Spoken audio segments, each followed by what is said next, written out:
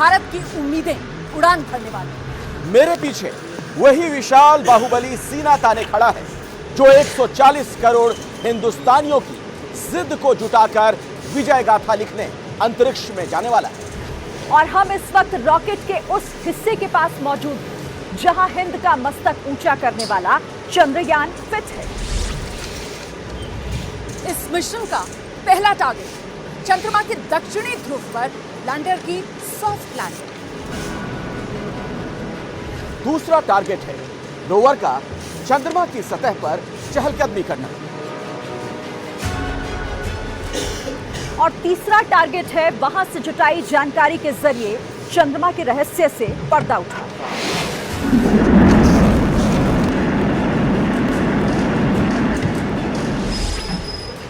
लेकिन ये लक्ष्य पूरा होगा इस विशाल रॉकेट के सफल अंतरिक्ष यात्रा के साथ। बाहुबली LVM-3 रॉकेट चंद्रयान को अंतरिक्ष तक कैसे पहुंचाएगा, इसे हम दिखाते हैं इस खास प्लेटफॉर्म जिस पर मैं मौजूद हूं। यहां से आप रॉकेट के हर हिस्से को बेहद करीब से देख पाएंगे। इस रॉकेट के पेलोड, फेयरिंग सहित 4 हिस्से हैं। पहले हिस्से में ये 2 ठोस जो आपको नजर आ रहे हैं रॉकेट बूस्टर्स S-200, इसमें 205 टन ठोस रॉकेट ईंधन भरा है। इसके ईंधन ने इग्निशन के बाद इसकी गति को कंट्रोल नहीं किया जा सकेगा। जैसे दिवाली का पटाखा होता है ना, मतलब एक बार आग लगा दी तो फिर उड़े गए, बहुत कुछ वैसा है। दुनिया के सबसे बड़े ऑपरेशनल सॉलिड प्रोपेलेंट बूस्टर्स में से ये एक है। इन दोनों के बीच जो आपको सफेद रॉकेट का हिस्सा नजर आ रहा है वो L110 लिक्विड स्टेज इंजन है। इसमें 115 टन लिक्विड रॉकेट ईंधन भरा हुआ है। जब करीब 41 किलोमीटर हवा में रॉकेट जा चुका होगा और बूस्टर का ईंधन खत्म होगा, तब लिक्विड इंजन अपना काम करना शुरू कर देगा। रॉकेट के उड़ान भरने के 200 सेकेंड बाद इसमें इग्निशन होगा और सबसे जटिल हिस्सा high thrust cryogenic upper stage, तकनीकी भाषा में C-25 नाम इसको दिया गया है। अभी तक सिर्फ 6 देश ही इस क्रायोजेनिक इंजन को बना पाए हैं और हिंदुस्तान उन्हीं में से एक है। इसकी खासियत यह है कि बेहद कम तापमान पर रॉकेट ईंधन का इस्तेमाल करता है। इसमें 28 टन लिक्विड ऑक्सीजन और लिक्विड हाइड्रोजन भरा हुआ है। तो इन तीनों इंजन की जिम्मेदारी है सबसे ऊपर वाले हिस्से में फिट चंद्रयान के इंटीग्रेटेड मॉड्यूल को पृथ्वी की बाहरी कक्षा में पहुंचाना। वैसे आपको बता दें कि इस LVM-3 रॉकेट की सफलता की जो दर है वो 100% मतलब 100% रही है। पिछले 6 लॉन्च जो हैं वो सफल रहे हैं। चंद्रयान 2 भी इसी सीरीज के रॉकेट से आसमान में गया। रॉकेट के 3 हिस्से जिस चंद्रयान को ले जाने के लिए जुटे हैं वो यहाँ पर लगा है, यानी सबसे ऊपरी हिस्से में, और इसी में है चंद्रयान का इंटीग्रेटेड मॉड्यूल। इसके भीतर वही प्रोपल्शन मॉड्यूल है जिसके ऊपर चंद्रयान 3 फिट है। चंद्रयान यानी लैंडर और उसके भीतर रखा हुआ रोवर जिसकी मंजिल है चंद्रमा के दक्षिणी ध्रुव पर लैंडर को सकुशल चांद पर उतारना और रोवर को चंद्रमा की सतह पर चहलकदमी करना। वही रोवर चांद के रहस्य से पर्दा उठाएगा क्योंकि चांद के दक्षिणी ध्रुव पर आज तक कोई नहीं पहुंचा।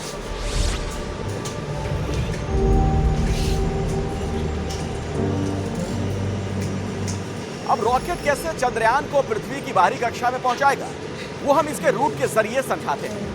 ये जो मेरे पीछे आप लॉन्च व्हीकल्स देख रहे हैं, दोनों S-200 बूस्टर के एक साथ इग्निशन के बाद उड़ान भरेगा। उस वक्त रॉकेट की रफ्तार होगी 1627 किलोमीटर प्रति घंटे। इसके बाद L110 liquid stage engine start होगा।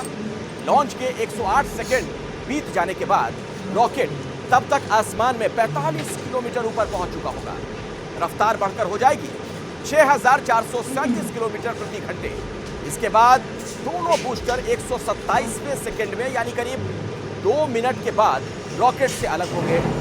तब तक आसमान में 62 किलोमीटर ऊंचाई पर रॉकेट पहुंच चुका होगा। रफ्तार बढ़कर पहुंच चुकी होगी करीब 7000 किलोमीटर प्रति घंटे। इसके बाद चंद्रयान 3 को वायुमंडल की गर्मी और नुकसान से बचाने वाली हीट शील्ड अलग होगी, यानी जिस हिस्से में चंद्रयान का इंटीग्रेटेड मॉड्यूल है वो अलग होगा और चंद्रयान का इंटीग्रेटेड मॉड्यूल खुले आकाश में दिखने लगेगा।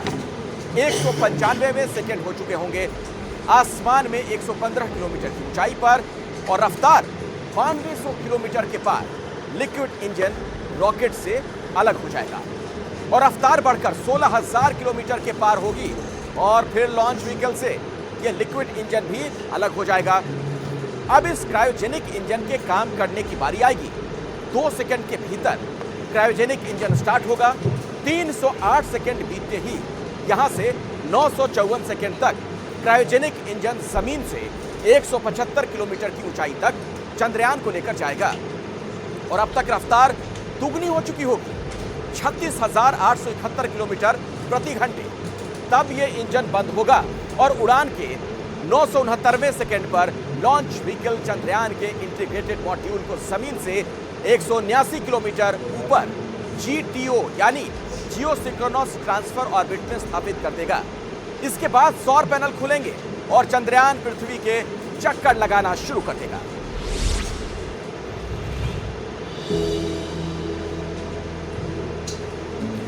यहीं से अगले 1 महीने तक चंद्रयान पृथ्वी के चक्कर काटने के बाद और धीरे धीरे चरणों में अपनी कक्षा बढ़ाने के बाद चांद की कक्षा में प्रवेश करेगा।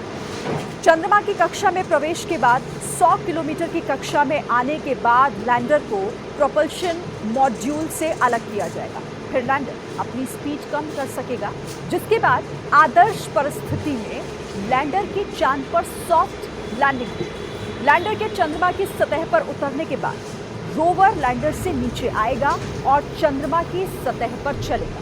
चंद्रयान 2 के लैंडर विक्रम ने चंद्रमा की सतह से करीब 2 किलोमीटर पहले ही संपर्क खो दिया और चांद पर उसकी क्रैश लैंडिंग हुई। लेकिन इस बार मिशन चंद्रयान 3 में ऐसा क्या सुधार किया गया है जिससे मिशन की सफलता के चांसेस और बढ़ जाते हैं? इसके लिए आपको लेकर चलते हैं इसरो सेट पर। अब हम आ चुके हैं इसरो के सेंटर में, जहां चंद्रयान के हिस्सों को असेंबल किया गया है। यहाँ पर आपको ये जानना जरूरी है कि चंद्रयान 3 में बदलाव क्या हुआ। चंद्रयान 3 में जो पहला बड़ा बदलाव है वो ये कि ऑर्बिटर इस चंद्रयान 3 में मौजूद नहीं है, क्योंकि चंद्रयान 2 का जो ऑर्बिटर है वो अभी भी चंद्रमा की कक्षा में बिल्कुल ठीक तरीके से काम कर रहा है और जरूरत पड़ने पर इससे संचार में मदद ली जा सकती है। तो चंद्रयान 3 में ऑर्बिटर नहीं है और इसकी जगह प्रोपल्शन मॉड्यूल को लगा दिया गया है, जो नेविगेशन में मदद करेगा, यानी आवश्यक कक्षा में ठीक से पहुंचाने में मदद करेगा चंद्रयान। चंद्रमा के चक्कर लगाते हुए चंद्रयान का डेटा पृथ्वी तक पहुंचाने का काम करेगा। और साथ ही आपको बताती हूँ कि जो लैंडर है उसको इस बार और ज़्यादा मजबूत बनाया गया है, ताकि लैंडिंग का प्रभाव झेलने वो बेहतर है। पिछली बार आप जानते हैं लैंडिंग के वक्त ही गड़बड़ी हो गई। लैंडर के पैर जो हैं वो इस बार और अधिक मजबूत बनाए गए हैं, ताकि जो लैंडिंग का इम्पैक्ट है उस समय ज़्यादा मजबूती से चांद पर कदम अपने जमा सके। बड़े अधिक शक्तिशाली सौर पैनल्स मतलब सोलर पैनल्स का इस्तेमाल किया गया है, ताकि लैंडिंग तक पावर को लेकर किसी तरीके की कोई कमी, किसी तरीके की कोई दिक्कत ना हो। साथ ही स्पीड कंट्रोल करने के लिए भी एक्स्ट्रा सेंसर्स लगा दिए गए हैं, ताकि जो गति है उस पर नज़र रखी जाए, गति का सही आकलन किया जा सके। और साथ ही इसमें कई फॉल बैक यानी वैकल्पिक सिस्टम और सेंसर्स लगाए गए हैं, ताकि किसी सिस्टम किसी सेंसर में अगर कोई दिक्कत होती है, कोई फेल हो जाता है, तो फिर उसकी जगह दूसरा सिस्टम दूसरा सेंसर काम कर सके। चंद्रयान 2 लैंडर की विफलता की वजह बनने वाली जो सॉफ्टवेयर की समस्या थी ना, उसे इस बार पूरी तरीके से ठीक कर दिया गया है। लैंडर में अब 5 मोटर की जगह इस बार 4 मोटर ही लगाए गए हैं और इस वजन का इस्तेमाल जो है वो दूसरे काम में लिया गया। मतलब लैंडर में इस बार चंद्रयान 2 के मुकाबले फ्यूल ज़्यादा है, जिससे लंबे समय तक बेहतर नेविगेशन मिल सकेगी और गलती की गुंजाइश ना रहे। इसके लिए सैकड़ों बार इस पूरे सिस्टम की टेस्टिंग की जा चुकी है। करीब 3,84,000 किलोमीटर का सफर इस चंद्रयान को तय करना है और इसी में मदद करेगा हमारा ये बाहुबली रॉकेट, जो 4,000 किलो वजन तक को जियो स्टेशनरी ऑर्बिट में स्थापित करने में सक्षम है। और चंद्रयान 3 का कुल वजन है 3,900 किलो। चंद्रयान 3 को सफल बनाने के लिए लैंडर को पहले से ज्यादा मजबूत बनाया गया है, जबकि रोवर को हल्का। लैंडर 1726 किलो का है और रोवर महज 26 किलो का। और अब आखिरी लेकिन सबसे अहम बात, और वो ये कि आखिर इस तरह से चांद पर पहुंचकर क्या हासिल होगा। ये सवाल शायद आपके मन में भी होगा। तो आइए इस सवाल को समझने की कोशिश करते हैं कि चांद पर पहुंचना क्यों जरूरी है।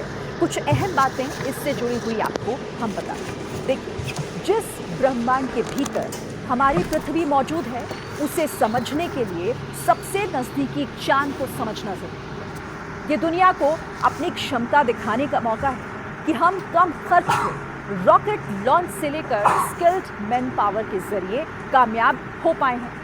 अरबों डॉलर का ये अंतरिक्ष बाजार है जिसमें हमारी मौजूदगी और ज़्यादा मजबूत हो जाएगी। और देखिए, सिर्फ यही नहीं, दुनिया को हम ये बता पाएंगे कि बिना किसी विदेशी मदद के हम इस अकल्पनीय मुकाम तक पहुंच पाने में सक्षम हैं। चंद्रमा पर सॉफ्ट लैंडिंग करने वाला चौथा देश बनकर भी दिखाना है। चंद्रयान 2 की पिछली असफलता को पीछे छोड़कर इसरो और देश के मनोबल को और ज्यादा बढ़ाना है। और चंद्रयान 3 की सफलता से हमें सूर्य मिशन और मानव अंतरिक्ष मिशन गगनयान के लिए भरोसा भी पैदा होगा।